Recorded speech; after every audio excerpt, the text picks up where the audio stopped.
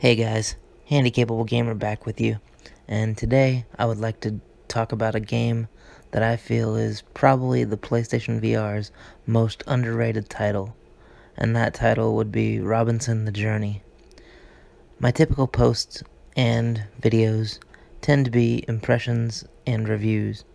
This will be that as well, but also a bit of a rant.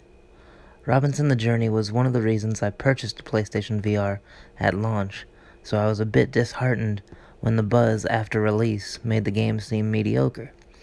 I realize that opinions are subjective, but after finishing the game, I can't see where all the negativity is coming from.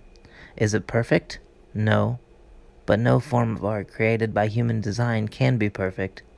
However, I do feel that Robinson set a certain standard of what can be achieved with VR, especially on the PlayStation.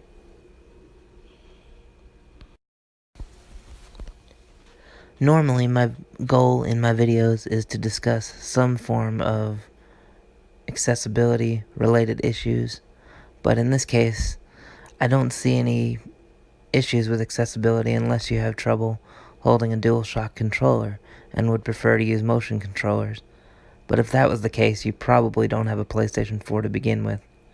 The game does not provide the option to use the Move controllers, which I feel was a misstep. If you can play any standard PS4 game, then you can play this game as well. The full experience is meant to be played seated and doesn't require a great deal of rotation, so that shouldn't be an issue either if you're sitting in a stationary chair or a wheelchair.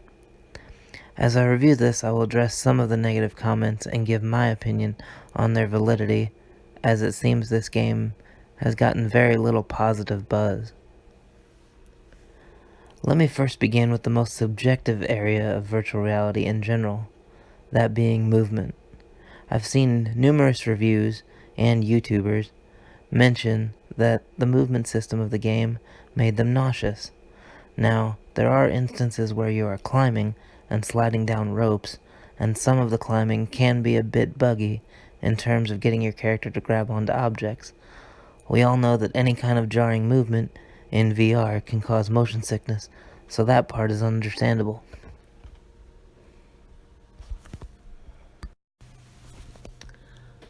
What I find confusing is people complaining about the locomotion experienced when your character's feet are on the ground.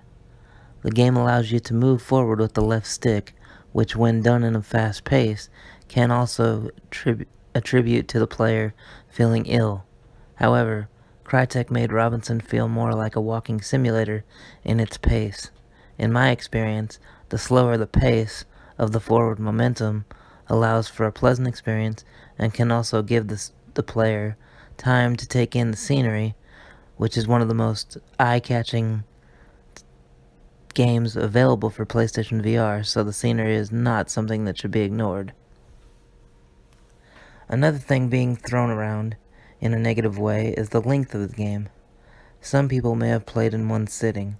I chose to play over the course of a week and a half in about 1 to 1.5 hour sessions. In total, I think I spent about 5 to 7 hours playing, and I still did not find all the animals or unlock all the... For this reason, I would be inclined to say that of the available PSVR titles, Robinson is one that you will get your money's worth out of. Now, speaking of money, I haven't seen any sales figures, but one big thing that may have hurt the game on release was the fact that retailers were selling the physical disc for $39.99, and on the PlayStation Store, Sony was selling the digital version of the game for $59.99. Seeing this game or any PSVR title at a $60 price tag will likely make some people turn away. Even speaking as someone who thoroughly enjoyed my time with the game, I could not recommend buying it at $60. Conversely, I feel the $40 price tag that most retailers were offering is acceptable for what you get.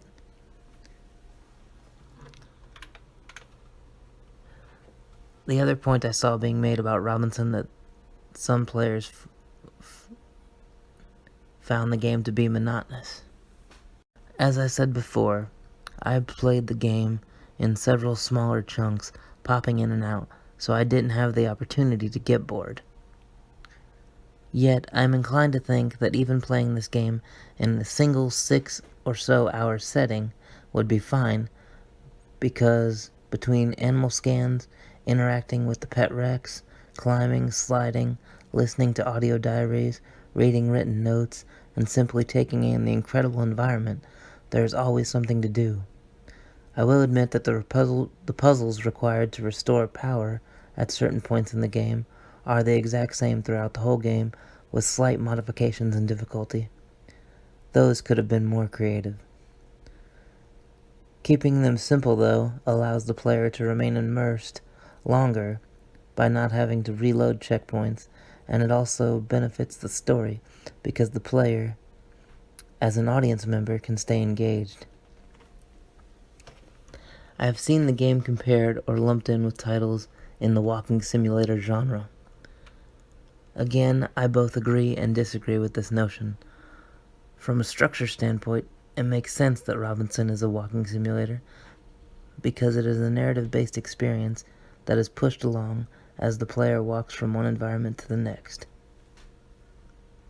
However, most of the walking simulators I have played, such as The Vanishing of Ethan Carter or Everybody's Gone to the Rapture, have required very little interaction. I feel that Robinson has a little more frequent interactions and requirements on the player than most walking simulators, so the description doesn't necessarily fit. The best way I can describe the game would be to refer to it as a puzzle-based narrative Jurassic Park light VR experience. This was one of the first VR experiences I played that truly had a sense of story to go along with it. Batman VR also had a narrative, but it was very short, whereas Robinson was more of a fleshed out script. In my opinion, the game definitely could have benefited from a few more environments and a larger representation of the different types of dinosaurs that were around in the prehistoric era. I'm sure that hardware and budget constraints kept that from being possible, though. Judging from what we were given, I can say that Robinson is one of, if not the best PSVR title. Anyone that plays it is likely to experience childlike wonder when staring up at the long-necked dinosaurs, or peering out at the flying pterodactyls, or playing with the endearing pet Rex that you're given at the start of the game. At the same time, the game will even throw a bit of fear in the mix as you're trying to use stealth tactics to avoid a group of raptors or coming face to face with a full-grown Tyrannosaurus Rex. As kids, everyone hears about dinosaurs and wonders what it would be like to live in their time, get to see them in their natural element, and interact with them. Robinson the Journey gives you that experience while also offering a nice story with characters you can invest in, even if just for a short time. After finishing the game, I could tell that Crytek left the story open-ended to allow the opportunity to produce a sequel. Time will tell if they get that chance. Robinson the Journey is a must-play for any fans of Jurassic Park or anyone that wants a decent amount of content to use with their PlayStation VR. I hope everything I've discussed in this video has shown that this title is one that deserves to be played, and I just don't understand why it is so underrated in the PSVR library. If you haven't given this game a chance yet, I highly recommend it. Well, that's all I have for this video. If you enjoyed it, please like, subscribe, and share. And I will talk to you guys soon. This is the Handicapable Gamer. Thanks.